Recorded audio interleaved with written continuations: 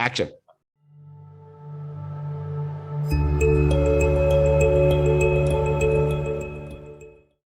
Okay, welcome everybody to an exciting talk with my friend, Dr. Assael Romanelli.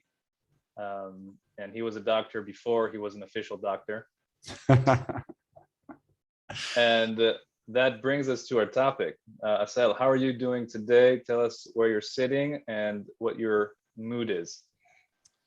So I am in Kfar Saba, which is a city kind of north of Tel Aviv in Israel. I'm sitting in my clinic.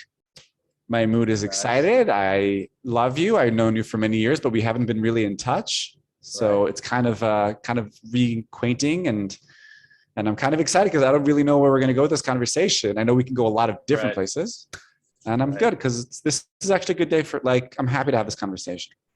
Yeah, I am also super excited. Talking to you last time, seeing we have so many dots to connect, and something I love is threading the needle between all these different locations to see what new insights we can garner from the conversation. And I said you're a doctor, well, so that's a good way to start. We played, you could say there's an improvisational game of expert, right? Who's the expert in the room? I think you might have taught me the game or the score, and we one up each other by being the expert. And I thought that was an awesome skill to battle certain doubts that I had in different areas of, you know what, I'm the expert here. I'll fake it till I make it. So as a guy who is, you used to send me that video on the Multipotentialite talk, and a guy who is definitely a generalist, but likes to go deep in a few areas. So what you would call a multipotentialite, or you just said a slasher, artist slash educator slash therapist, or for you would be? I'd say therapist slash artist slash educator. No, therapist slash educator slash artist. Yeah, that's my trio. That's my order. Right. So on that journey, and I thought that you were groundbreaking in actually going for these things, also when you didn't necessarily have all the credentials, but had definitely the experience and the creativity to go for it. I wanted to hear from you, what are some of the tools you use to jump in, to break through, to go for it, even when you didn't have the 100% knowledge about what you're doing, but you had the passion or the desire to go for it. And so, yeah, I mentioned playing the expert or using play, but I wonder what your take on it is. So let's start with a little bit in the background. I think for me, I grew up as a regular kid. I wasn't really excelling in anything. My brother was a very good artist. He used to draw and paint and sculpt, and I was kind of ordinary. Like, the word I used for myself is an ordinary kid in that sense. And I kind of grew up in a house where there wasn't a lot of boundaries. I mean, my parents were doing their thing. You know, I grew up in a house with depression, so they were just trying to survive. So we were basically left to ourselves. And I think for me, my self-perception was I am regular. There's nothing extraordinary about me. You know, guitar at age 15, 16. But again, it wasn't, nothing I touched turned to gold. Like, there was nothing that I was naturally inclined to. And I think after the army as well, like, I didn't really know where I was going to go. And that kind of continued through backpack. I mean, working in New York City, I thought I was going to study acting and philosophy, but something didn't work for me there. And then I went to South America, and then it was time to go to university. And once again, I didn't have a clear passion. I never had, like, I want to be a doctor, I want to be a lawyer, I want to be an actor. And I signed up for business and philosophy. And then the first 2 weeks there, you have 2 weeks, you can switch a major in the first 2 weeks. And I just happened to, it was like a week into this, I was like, what is this? Like, economics, like, that wasn't me. And I just switched to whatever I thought was the most interesting, which was people, and that was behavioral sciences. So it was sociology, anthropology, and psychology. And still at the time, I didn't really know what I wanted to be. My mom was a therapist, and I knew I didn't want to be a therapist, because she was the therapist, the type that I didn't like, to keep saying, how you feeling? How you doing? And the gap between the way she was at work and what I felt at home was too much. And my dad was a civil servant. So, and I think what happened there is I just kind of did what everyone did. I did an undergrad kind of whatever, I'll study everything, kind of, I'll study that. And then on the side, I started taking improv classes and I joined the dance troupe of the university for the first time. Why did I join the dance troupe? Again, I was never a dancer, but it was free. I got to meet girls and hot girls and dance, and it was a workout. And I've always wanted to study ballet, and it was like a fun amateur thing to do. And did you have any resistance or pushback? No, I mean, again, environment, are people saying, "Really, dance you?" First of all, it's like I don't know how to say that in English, like kudeyam, like ethnic dancing, like folk dance. Yeah, so it's like with the flair, the flair things, and you're like, oh, la, la. And so it was the most awkward, not sexy, not cool dance. But I guess I didn't really care because I think one of the perks of A, being a man, so no one was ever looking at me, and B, an environment where nobody was really grilling me for good or for bad. I kind of just did it. And I was living in a different city. Nobody knew me there. And I just enjoyed the music and the physical expression. And I mean, I was embarrassed a little bit, but I was just doing it for fun. And then on the side, I started doing improv classes in college. And again, in both of those, I wasn't excelling at all. And in my last year there, I joined a community theater program in Beersheba, which is the city down in the south. And the teacher came up to me, and I was graduating that year for my undergrad. And because I'm competitive, I thought I wanted to be a psychologist. So I applied, and I was sure I was going to get in, and I didn't. That was the first time in my life where life was like, you're not good enough. And that kind of broke me. And then parallel to that, my community theater director, she's like, you should go study acting. You have a knack for that. I'm 28 years old. And I'm thinking to myself, now, one more thing I want to say in the background, my dad, who's an Italian Jew from Brooklyn, his dream was to go into show business. And when he graduated high school, he told his parents he wants to become an actor. And they were Italian immigrants who fled the Holocaust. They're like, no, go get an education. And for the rest of his life, art was a hobby. But he's 80 years old, and I know his biggest kvetch, his biggest regret is that he didn't go for it. Fast forward, I'm 28 years old. I'm in that same intersection. I'm graduating my undergrad. Should I go to acting class, to acting school? And my dad says, go for it. But there was a part of me that felt I wasn't good enough. And not in the self-deprecating. I knew I wasn't a star, and I didn't want enough to start waiting tables at age 29, and like scraping odd jobs. And I decided to go to London. I didn't know what to do, so I stalled. So I took a year and I worked for the Jewish agency. I was a community worker in London with the Jewish community. And for me, that was a stall. That was like pausing life, because for me at the time, I didn't know what I wanted to be. I got blocked doing a master's in clinical psychology.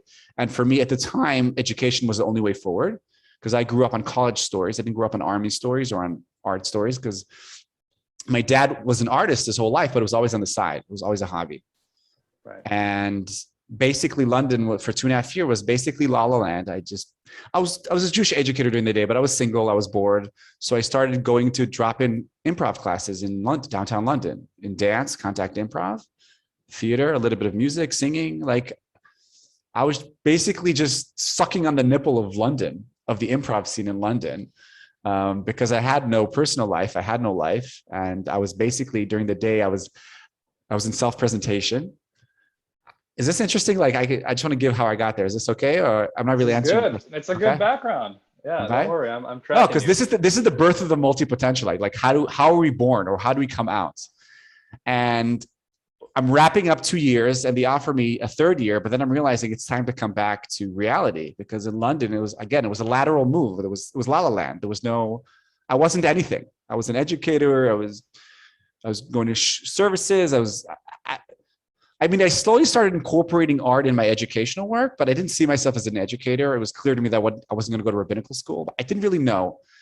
And I was really frustrated at the time, and I was scared coming back, because coming back to Israel meant, okay, what are you going to do when you grow up? And I remember my girlfriend at the time, her name was Keely. I said, listen, I'm not good at anything. I'm not good at anything. Like, I'm not an amazing educator. I'm not a really good dancer. I'm certainly not a good actor.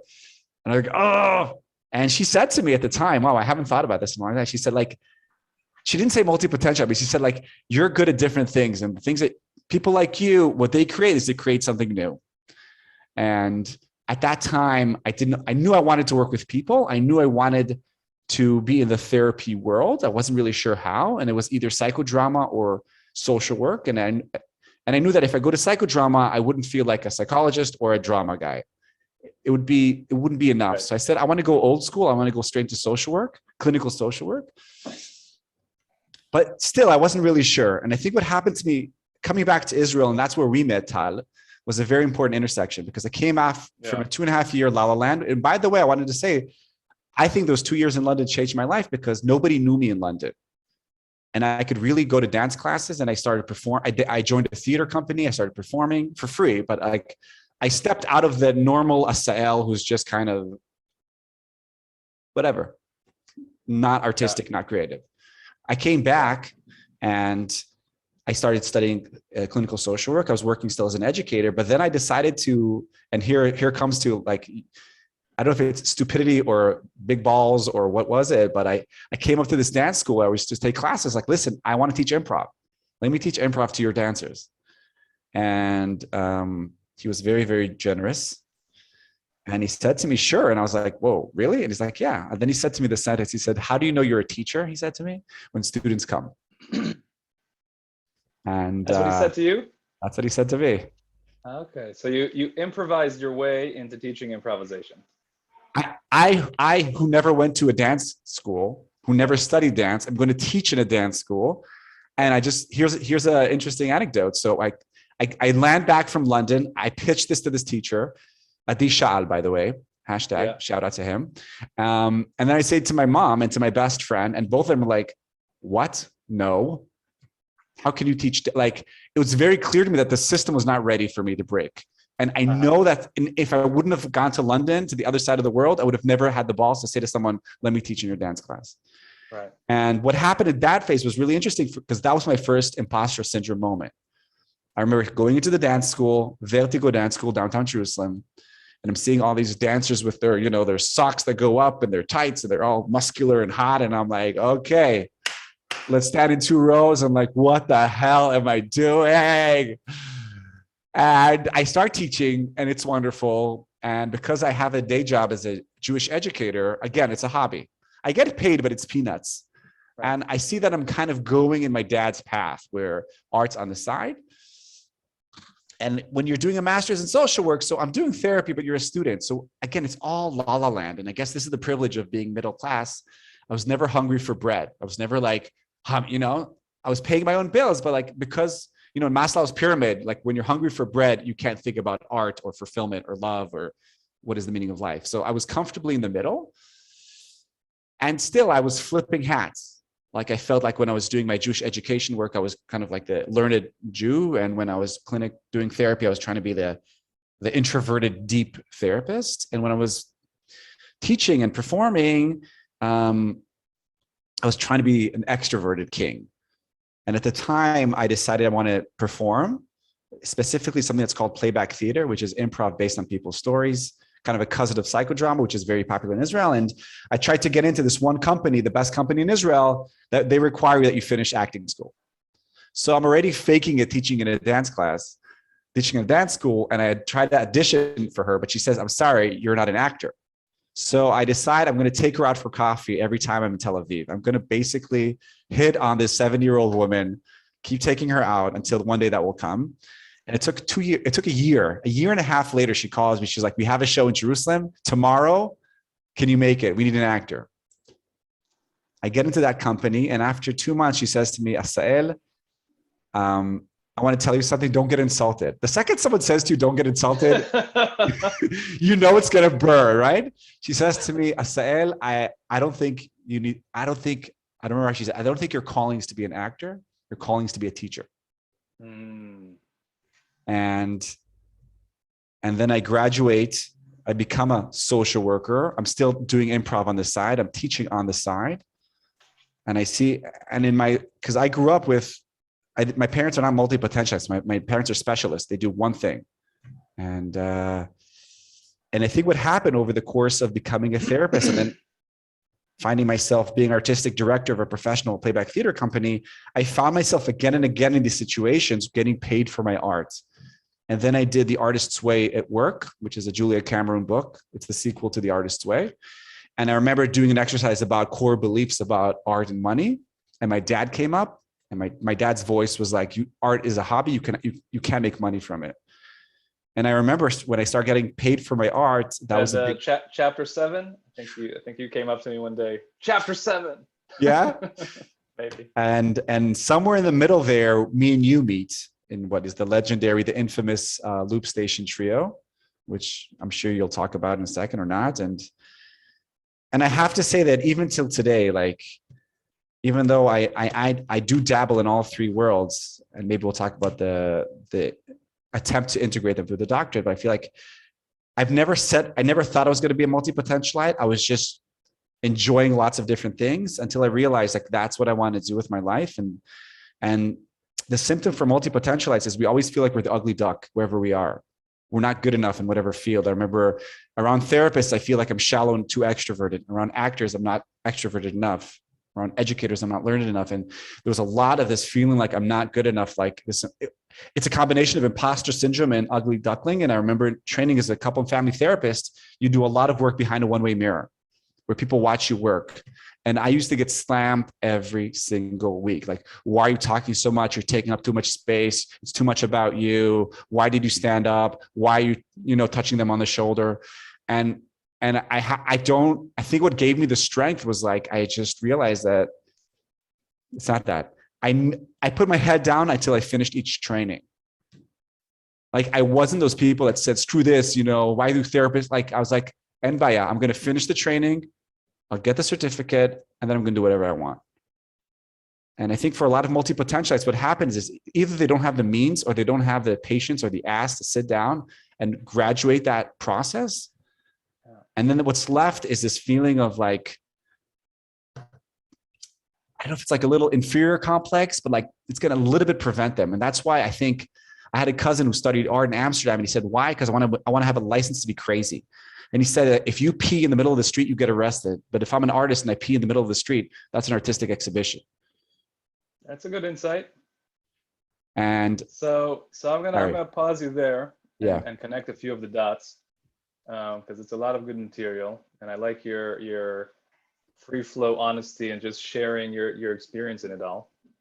It's really fun to hear the personal story there. And a few things that jumped out. One is that you said when you were dancing, you said, I didn't really care. I think that's an innate quality that you just had. You were not self-conscious joining a kind of flocky, folky group. You thought it was humorous. So, I think by knowing you, I know you have a good sense of humor, that it likes to see what is conformity and then maybe dance on the edges of that. So that's dancing on the edges of conformity already. I think that was innate to your quality, probably to mine as well. Like, you didn't have to work for that. So you enjoy not caring. Yeah. So that's one thing I see as a playful tool. We can care or not care, but we can also just say, you know what? This is a bit embarrassing, but I don't really care.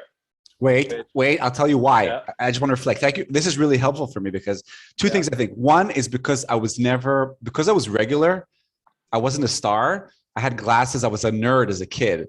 So it's not like I was the hot guy and I had this image of myself, Right. It's like you were coming in as the underdog. Right.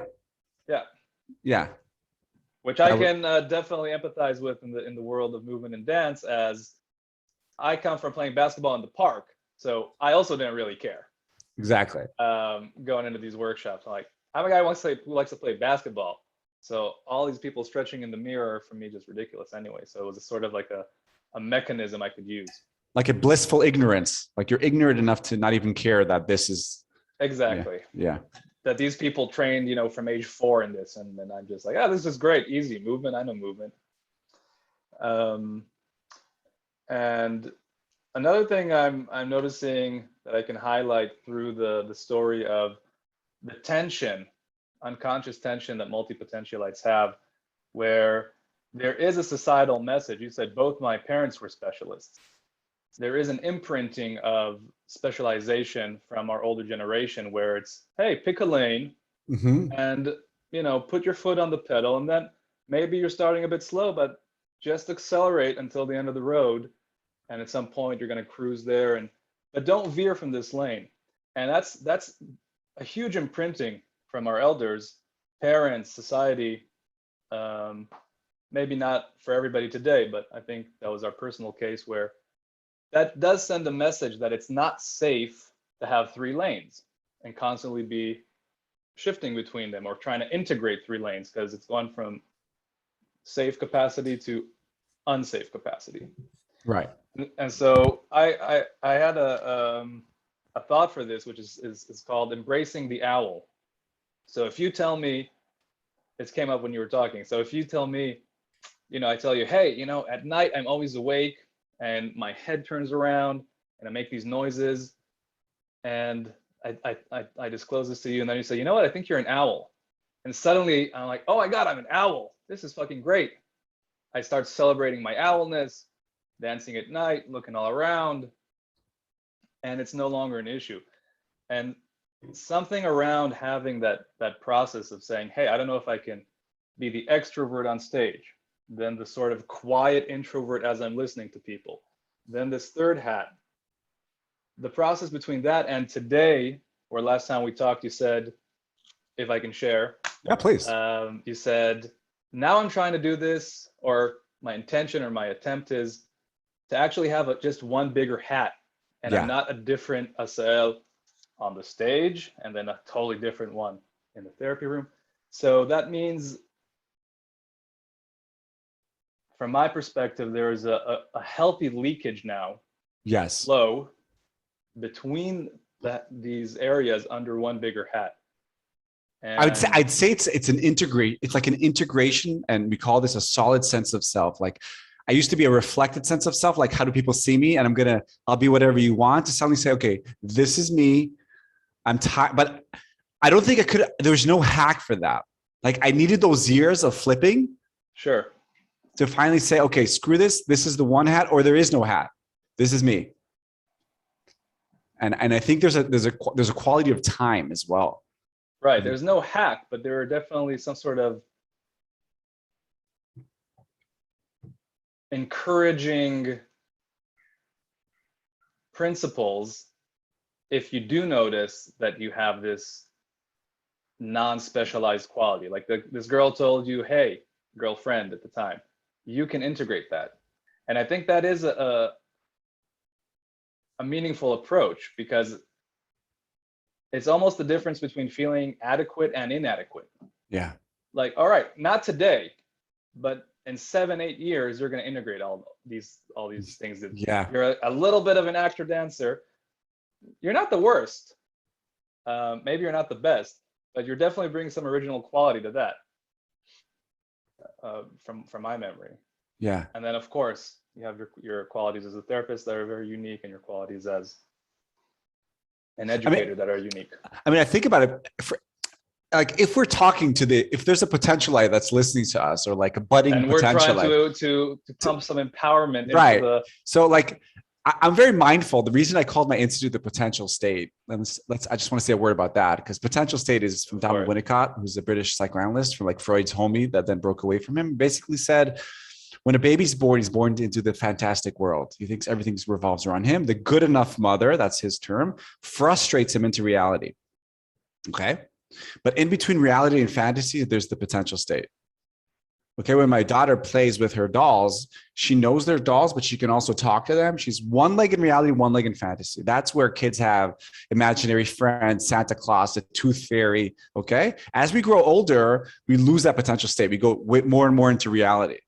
Mm-hmm. But it's within the potential state that we have imagination, creativity, flow, belief, wonder, love. Okay, and I realized early on that my gift is I can create potential states. I can bring potential spaces and bring people into that. And why am I saying all this? I don't even remember. What was the question? Well, we were talking about, I was highlighting the integration piece. I was highlighting that you had an ex-girlfriend that told you, hey. Right. Oh, okay. So, right. Integrate versus you walking around in the world thinking, I'm a bit inferior. I'm a bit inadequate. I'm not an expert. I'm regular. I'm a regular guy. Mo. Exactly. And I think that was really what it was about, because I was surrounded by people. Like my brother peaked early and he was very clear what he was good at. Okay. And I was like, kind of just moseying around, trying to find something interesting. And I never saw a talent in me. You know, you go to a high school, you're in your high school play, but everyone's in the high school, you know, like, and I think for the budding potentialite, I'd say this, if I had to like, no, I want to go back to potential state. So then what I realized is after I created the institute, which is basically me, and now it's me and my wife, it was like, I wanted to create a home for all the multi-potentialites because I never had a role model. I never saw someone like me. I could never look up to someone. I was lucky enough to have people that didn't block me. Do you understand the difference? Like I had supervisors and teachers that saw me, that they weren't modeling for me, but they were like, you do you, Assael. And I can look Right. back. And a few people down the road that were saying, hey, come teach this class, or hey, I think you're an educator, or hey, Yeah. some feedbacks about what you do seem to be good at.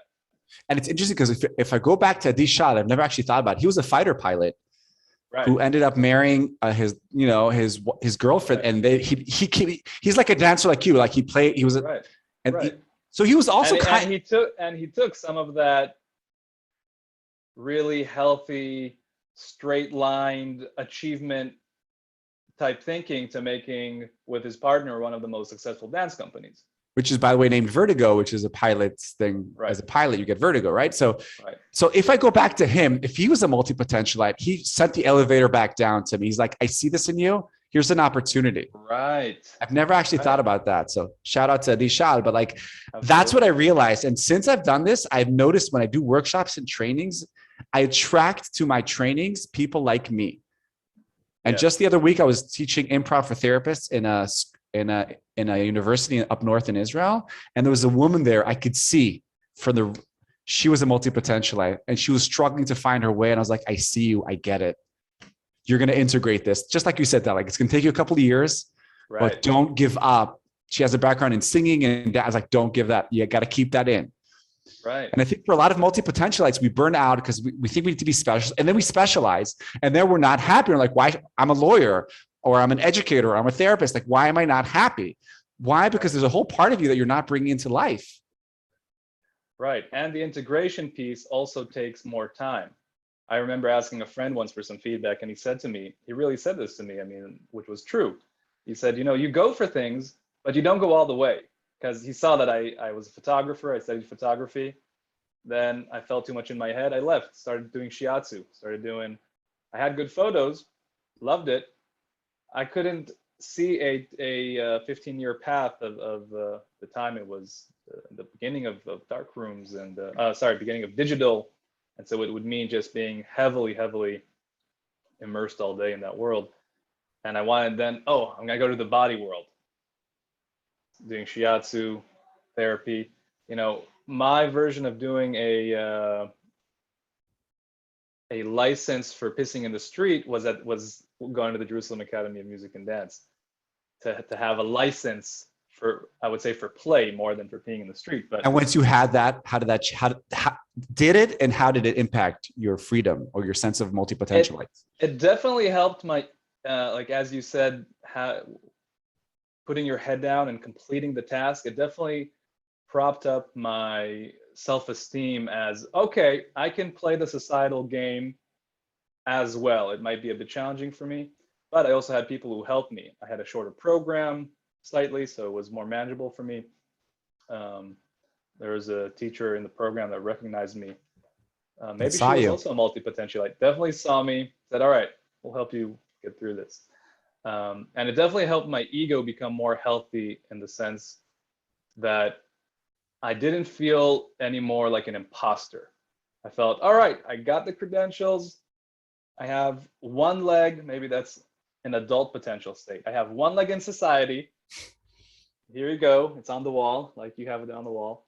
And then one leg in potentialite dreamland. But I also was joking within myself that, no big offers were dropping onto me. Nobody was saying to me, oh, you are amazing, come work for me. None of that happened. I was still in a sort of happy desert, starting to figure out, okay, how can I now do my own workshops and teach this? So it was a very, it's a long, still is, continuing to grow and Well, the So metaphor I give for now, that, sorry, yeah, go on. I was going to say that the metaphor I use is that of a pyramid. I heard Mati Kaspi, who's an Israeli singer and songwriter. He said, the wider the base, the higher the edge of the pyramid. And I think for multi-potentialites, we spend many years like this. And the challenge is, when do we flip it and start going like this? And I also think it depends which fields you're slashing. Because I think the art and education field is much less meritocracy. I don't know if the word's meritocracy, like you need less certificates to be an artist, right? Versus if you're a lawyer / educator, or if you're a physician, like it really depends which fields you're bringing in together. And I think for both of us, I mean, we straddle similar worlds, I think, me and you, although you have shiatsu and photography. What I'm trying to say is, like, I felt like for me, out of the three worlds, the one I needed the most certificates, and those are the ones on my wall, are the clinical ones. Sure. Nobody gave a shit if I was studied dancing or act. I mean, maybe there's these professional theater companies, but like no one's ever asked me that question. But people do ask me, is what's your certification as a therapist? Mm. And it's clear to me today that this license to be a therapist basically allows me to keep doing what I want to do, and it's considered therapeutic, right? Like if I was a therapist and we were doing Loop Station, theoretically, that could have been a therapeutic performance, you know, just like pissing in the street, right? So you're now sticking magnets on the wall. That's an art piece. So, I mean, I guess it really depends. And this is what I wanted to say is, like, I'm realizing more and more, like, I'm going to talk about the specific trio that I live in, therapy, art, and education. I truly believe that therapy, art, and education are the same. Okay, they all talk about change. They all talk about growth. And if we rewind, this is Brad Keeney who talks about this, the shaman, the prophet, they used to be all three. The shaman was an educator, a healer, a performer. It was all like all these professions were once one, and we've kind of separate them, and we've kind of created these specific. We've over specialized. Today, you're a doctor. So, you're a mouth and ear doctor. You're a mouth and ear doctor for children. It's like you're a neurobiologist. There's no holistic view anymore. So it's almost the shaman split into these fragments, then remembered through individuals of saying, hey, this art, therapy, education is actually makes sense to me. And it's an awesome insight. I love that you brought it up, because it's an awesome insight as to, it's actually quite natural to feel that it's one thing. Especially using to think of it as totally three specialized categories. But think about more than that. Brad Keeney says, and this is not my original idea. He writes, he says, like, today, every flutz who does an undergrad in social work is a therapist. And wants to become a therapist or an artist, you have to go through something. You have to experience something. You have to work. You are the vehicle. And I feel like this over specialization and turning everything into a certificate basically means that anyone can do anything, which on one hand is a beautiful idea. But I do believe that if you're going to walk people through a journey, you have to walk it yourself. And I feel like, and I think for me, again, I guess unconsciously, I was downloading my dad's art, my mom's, therapy. My dad worked he was a Jewish civil servant. No, I'm Jewish.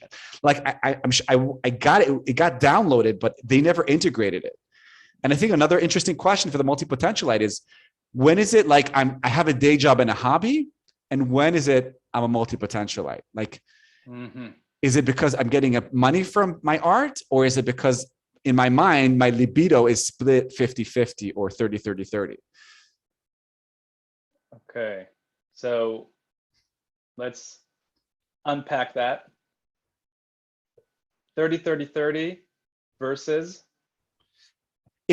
How do you measure that you're a multipotentialite? The fact that you enjoy a lot of things could be hobbies. You could be a lawyer who loves writing poetry and doing slam poetry. Does that mean you're a multipotentialite? Does it matter? I don't know. That's a different question. But I think for me, the measure would be like this. I would be doing art. Again, here's my blind spot.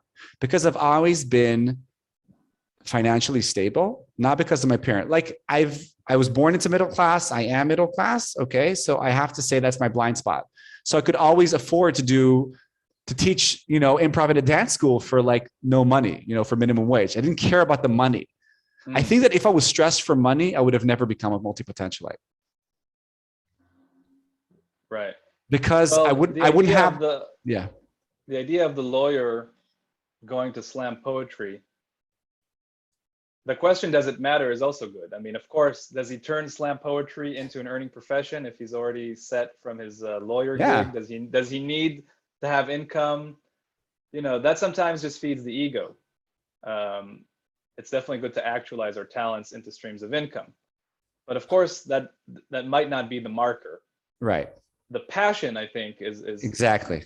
the It's the passion fulfillment. meter It's the fulfillment. is in there somewhere. Right. Am I bringing all my sides? We call this self states in psychotherapy.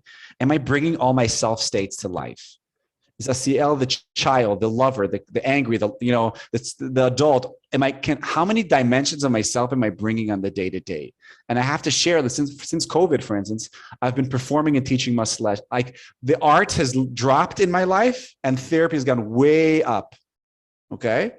Right. So workshops. So out of the three for the past year and a half, and I can feel its toll on my body, on my sense of play, on my silliness. I'm off balance for me. I'm not used to doing so many hours of clinical work. Right. And I'm realizing this is connected to my physical and mental health. This is not just, I have to draw. This is like, if I don't do a lot of art, I get more depressed. I kind of drop into, I wouldn't say clinical depression, but I'm definitely on the darker range on the emotional sphere. Sure. And I'm realizing, and it's interesting because I've never said, I'll say in my bio, I'm a multipotentialite, but it's not my business card in that sense. I'll say I'm a therapist. I start with a therapist now because I feel like I tried that for a while and people didn't get that. And I didn't have the energy to start educating them. I didn't want to. It wasn't my calling. The terminology is confusing anyway. I mean, I could say, hey, I think you're a multidisciplinary artist. Does that mean a lot of things for a lot of people? Maybe if you're inside that little niche club, it might mean something to you. And but this is interesting. Maybe we throw it around because it sounds good. But here's the thing. I know that if I'd say I'm a multipotential artist versus I'm a therapist who also does that, people will see me differently. And it depends in which area. Like if I'd come visit you in the States and in your dance scene, I would, it's interesting, but I would still present myself as a therapist who does other stuff because I feel like I've never, and maybe this is the remnants of my imposter syndrome, I never felt full-on artist. But isn't that also an outwardly game that we sometimes need to play for the purposes of forwarding our primary business, perhaps? To say, hey, if I put this leg out, not leg, maybe this. This leg, this hat out first. I have 3 cards in my pocket. Right. And right now, my main breadwinner is my therapist. But I'm gonna throw out, here. I'm a multidisciplinary potential state artist. Come to my office. Perhaps for a certain person that would actually be beneficial. Right. But I'm just guessing here and tell me what your experience of it, that sometimes we're also playing within the constraints, but it's fine to be inwardly. And it's interesting what you said about maybe perhaps not inwardly fully identifying as an artist. And I do fully see you as one. That's so interesting. Absolutely, because the artistry that I saw in you is definitely connected to actually merging that trio. I saw you do a workshop in Vertigo that was a course, and I came for the last meeting, and I saw a girl playing on the piano, and perhaps not everything was impressive, but the participants were so engaged. I mean, one of them was in tears. They went through something because you put them on the stage and you allow them to play with all these things. And I thought, oh, look at this guy. Like, he is really in it. He is really in it. And wow. I thought of you as a groundbreaking artist in just going for that. The art of creating that state. Because to me, an educator is a bit stuffy, right, as a definition. So yeah, you're an educator, but you have an edge level that I saw in you, that I probably saw in myself too, that not many people have, which is a desire to walk on the edge of what is correct, possible, okay. You know, how does a therapist behave? How does a dancer behave? And you don't, from my perception of you, don't like to be in the lines or in the boxes of that. And even our performance of Loop Station Trio, 3 men, it was 3 men who are all walking on One is a partial ballet, partial musician. Everyone had a few different hats there in terms of mixing it up, music, playback, theater. Now that you're thinking about it, as you're speaking, it really touched me because I think I grew up. It's not a coincidence I did the artist way twice, the artist way work, because something with about artist and like, here's the core beliefs that I've inherited. So my dad never went for art, but in our family, he was the artist, the artistic one. He was the singer, he was the dancer, he was the actor. And I was always like and in all those intersections that I've mentioned where I didn't go for it all the way, I didn't go to acting school, I didn't go to dance school. So for me, I guess out of the three, that's the identity I say least, although it's clear to me as like I say this to clients, therapy is an art form. It's not a science. Therapy is art. It's not a science. Anyone who tells you it's a science, Freud tried to make it a science. It's not a science. Do you ever get pushback from other therapists, or do they mostly embrace? Do I ever not get pushback?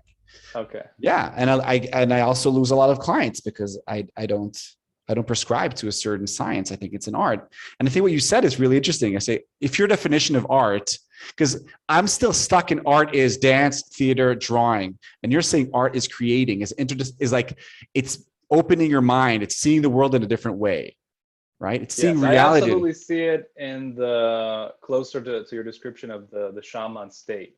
The ability to shift yourself and other people into states that they had previously not known, as well as open their minds to modes of thinking that they did not know existed within themselves. So a piece of art could inspire that. You know, sometimes I even like to see it in urban environments where there's a cynical idea of the landscape sometimes, because the city might pay, here, the artists put up a few statues in our cities. But sometimes it gets me, you know, where I see something and I, you know, like in Jerusalem, there was the staircase that was upside down. Right. Somewhere in one of these neighborhoods up there. And as a kid, I still remember that, upside down stairs. You know, I still remember that art can inspire that. Just something different. So anything that opens your mind and challenges your perception of reality, that brings you into potential state, takes you a little bit out of reality. I think that's the artistry. And it could be a drawing, a painting, a movie, or the actor, the painter, the director, or the guide, the therapist, the improvisational teacher wearing that hat, for sure. I feel like for me, that's the hardest identity to, like, apropos imposter syndrome, like that would be the hardest to say, I'm an artist, like to look at you and say, hi. Even though it's amazing because you've been on stage so many times. I know. Right? As what? I mean, I don't know the playback world that well. Conductor, we call it a conductor. Right. But you're also doing these little skits that you're acting inside. Right. So I'm an actor. I performed as an actor, a dancer, a musician. I had a band. I sang. But like, if you ask me, Assael, are you an artist? I'd be like, maybe. Yes, I want to. Right. Which awesome. Thank you for your transparency, man. This is really interesting because it also brings me to. I do want to take another 5 minutes to start wrapping it up, but what I'm seeing as also summing up these different arenas of imposter syndrome, being the expert, specializing, and what you just shared is that specialization, I would put it on one extreme of the bank where it's represented by the outer markers of the diploma on the wall. Sometimes we need that diploma on the wall to give us permission to have the internal chutzpah, where some shackle breaks and we say, I'm a fucking artist. I'm a fucking therapist. Yeah. And that outer marker gives the inner permission. It sucks. Like it sounds like, but it's true. It is true. Right. You need that document. Totally it's totally true. And this is a beautiful insight because then we can think, all right, it's pointing to the inner permission. And Yeah. I'm sure there are other ways. Specialization is one, I mean, via academia or the courses that need to be taken to complete the title. And the other one, I think, is what we're bringing to light, to also like bring out to light the a bit of that shame and inadequacy we feel when, and from your story and your personal family story, when you don't have you don't have enough time to have 2 diplomas right now. Like you would have to take another 4 years or maybe 2 years to complete the acting school, let's say. Right. The most, if I told you, hey, Assael, I'm giving you a scholarship, here's $1 million, so you're taken care of. I just want you to go to the most prestigious course of acting or school and complete, you know, and then what would happen, you know, after that completion? Perhaps is, yeah, I'm a fucking artist too, you know. Right. Maybe, or maybe not, I don't know. But yeah, I appreciate you just bringing up that tension, because that's exactly what I would say in some ways feel with that struggle with the inner and outer play. And this talk, which before we started said, hey, let's call this principles of play, was to try to figure out with you some tips to unburden that, to have a more full embracing of the owl. How do we give ourselves more permission is the question. So if I'm broadcasting live now, I'm thinking, okay, what tips would I give a budding multi-potential? Like if you're hearing this talk and what there's would an you itch, give yourself to empower your inner artist right now also? Wow. First of all, this talk, if I put you on the spotlight.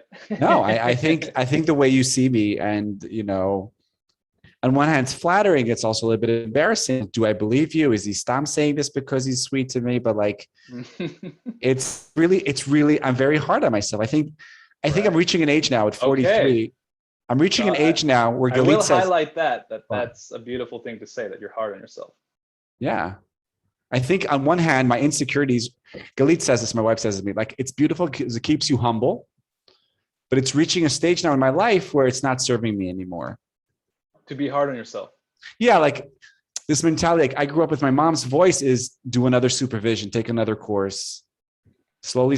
This is my internalized mother. She's like, take your time, take your time. And she was a professional licensed therapist. I mean, the truth is she also switched professions. She wasn't a multi-potentialite, but it took her a while to find her calling. But that was her voice. And I know that every big intersection, except for the acting school, I knew that if I'd asked my parents, they would first put the brakes on. So this is what I want to say to the budding multi-potentialite, and then I will also add to myself. I think the first thing is, if you notice that you love a lot of different things, you don't have to choose. I mean, the world is forcing you to choose, and you might have to choose one gate to open, one certificate on the wall, just so you have something. Because in today's world, except for the art world, I feel it's really hard to move without anything on the wall. It's been my experience, at least in Israel. Like, you need something. People need to know. Right. And it helps. It helps the exterior marker for the inner permission. Right. It definitely helps. And it helps outside too. And I think we both have a mutual friend who never actually finished anything. And he's crazy talented. We both know him. And right. I feel like he's never really committed to any one of them. He's so lateral that the pyramid never peaked. Right. And I think that's also a tragedy, because at the end of the day, you also want to kind of integrate and bring and also see to fruition and make a living out of your passion, because that is freedom. You know, if you do what you love, you'll never work a day in your life. And so I just want to say this. So one, notice that. Two, find people that are similar to you. There are multi-potentialites out there. You need to seek them and find them. They'll see them at the edge. They're the mismatchers. They're wearing the funky tie. They're the ones that are sitting at the back of the room. They're the ones that are a bit blunt, a bit rude. They're the ones that people don't like. Find those people, sit at their feet, in the sense of have them, they need to create a potential state for you so you can explore and experiment and feel. And I think at the end of the day, it's really about a little bit of chutzpah, a little bit of go for it. Will that give me, am I curious about that? Can I create that? Chutzpah, by the way, for those who don't know, it's daring, like, audacity, like moxie, audacity. Yeah, I'm going to offer myself to dance school, even though I've never studied acting. And I'm also curious, I'm thinking about was that something now that I live in Kfar Saba, which is like a suburb city? Would I have been able to do that if I wasn't living in Jerusalem, which is a kind of a cosmopolitan, where the distances are very close? I think it's also positioning. I mean, in Outliers, Adam Grant says nobody's really a genius. Like the Beatles had 10,000 hours. Bill Gates, his mom had a computer way before everyone. Like you also need to position yourself in an area where you can touch these different people. And I think for me, I was blessed that I was rubbing against artists during the day, educators at the day. Like I was rubbing up against a lot of different people. So I was constantly being enriched. Right. So I'll say seek out the people that can role model that for you, that can help you, that have that spark of a big hat within it doing a few things. And even if you don't have those, force yourself to go to different areas where you'll be rubbing up against those specialists. I love that, because that would mean, especially if we have that bubbling inadequacy, shame, even a tiny bit, would be very uncomfortable to go and reach out or step out of the comfort zone to go take a course in that thing that we love but are afraid to take. Yeah. Because at the end of the day, if I'm only hanging out around lawyers and I dream about doing slam poetry, I'm going to start going to every single slam poetry I can, meet them, get challenged, get inspired. And I want to say one last thing. I call this to melt. Like I melt on a daily basis next to specialists, which is that has a negative side, but the good side is that I've always been melting when I'm kind of losing confidence. I'm like, oh my God, she's an amazing actress. Like bubbling, gushing, melting. No, melting like, I'm melting. I'm losing confidence. Because they're so amazing. Because when you hang with specialists, you will melt. But take that melting as inspiration and not just as you're not good enough. Beautiful. And the permission slip for yourself. That's our last post-it here for the day. I want to remind myself that my artistry is not measured by the performance aspect of it, but it's when you said challenging people, creating a potential state is art. I know how to take people. Not measured by. It's not measured by a performance or a stage. It is. I'm kind of rephrasing what you're saying. It's creating a space for people. You're creating a potential state. That is art. And if that is art, then I am an artist. And I am an artist who creates potential states. Amen. There you go. Send you this in the mail. Wow. Yeah. That was a hard one to birth. Yeah. I need to repeat it like times million. We did it. Yeah. All right. Well, this was an awesome talk. Thank you so much for this opportunity. I love that we meandered through some gardens and got to a nice bigger one. Thank you for pushing me and helping me find something that's new for me as well. Hey, my pleasure. You've done it for me before. And I want to say one last thing. Like no one's ever wanted to talk to me specifically about the multipotentialite dimension of my life. Can I just finish with a quote with your permission? This comes from a book called One Person, Multiple Career, the original guide to the / career by Marcy Alberhart. Last page, she says, still, in the end, I believe we are all slashers by necessity.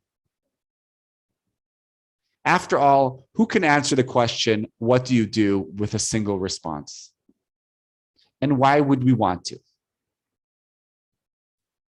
So I think multipotentialites, it's out of necessity. It's not a choice. You just find yourself that you want that. Yes. Embrace it. Embrace your owl. Embrace the owl. Go find other multipotentialites. One of them is Tal Shibi. The other one is me. Yes. So speaking of finding them, we'll use Dr. Romanelli, Dr. Assael Romanelli, the potential state. It's thepotentialstate.com. Is that just your website? Potentialstate.com. It has everything there. Yeah.